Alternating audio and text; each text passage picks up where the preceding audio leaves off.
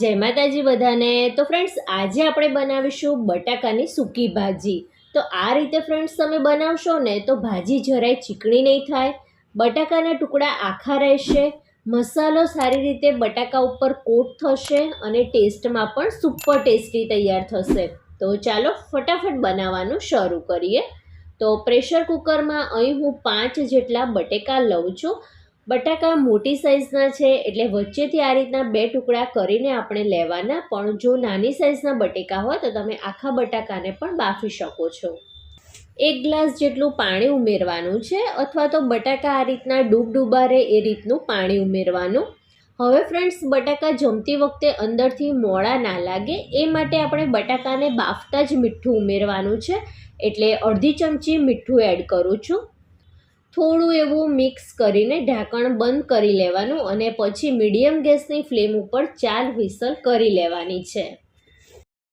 4 whistle થઈને cooker જાતે જ ઠંડુ થઈ ગયું છે અને સાથે બટાકા પણ એકદમ ઠંડા થઈ ગયા છે.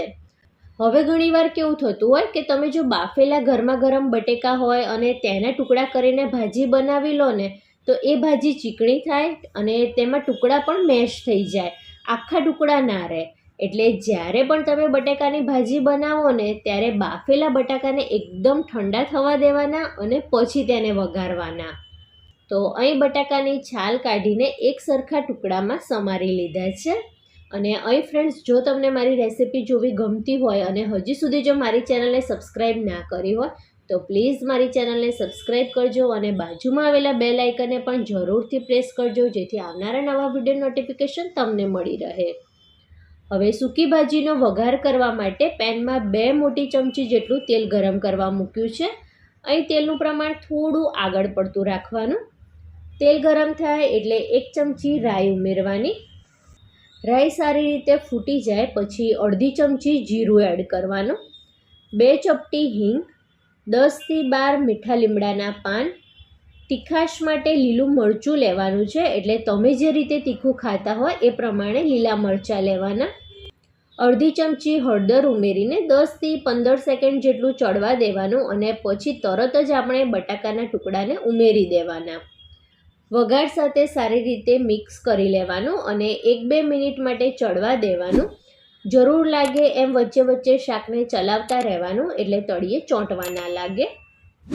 આ સૂકી ભાજી ફ્રેન્ડ્સ થેપલા, પૂરી, પરાઠા સાથે ખાવાની તો ખૂબ જ મજા આવે છે. એટલે જો તમે ક્યારેય આ રીતે મસાલા કરીને ભાજી ના બનાવી હોય ને તો એકવાર તો જરૂરથી બનાવજો. એટલી બધી ટેસ્ટી લાગે છે ને કે તમે એમનેમ પણ સૂકી ભાજી ખાઈ લેશો.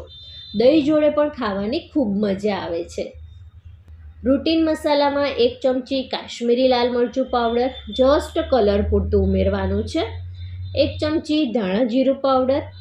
શાકના ખટ મીઠા ટેસ્ટ માટે અડધી ચમચી આમચૂર પાવડર ઉમેર્યું છે. આનાથી તમારી ભાજીનો ટેસ્ટ ખૂબ જ સરસ આવે છે, એટલે તમે પણ ફ્રેન્ડ્સ જરૂરથી ઉમેરજો. મીઠું ઉમેરવાનું છે અને મીઠું આપણે બટાકાને બાફતા પણ ઉમેર્યું હતું, એટલે અત્યારે મીઠું ઉમેરો ત્યારે સાચવીને ઉમેરવાનું.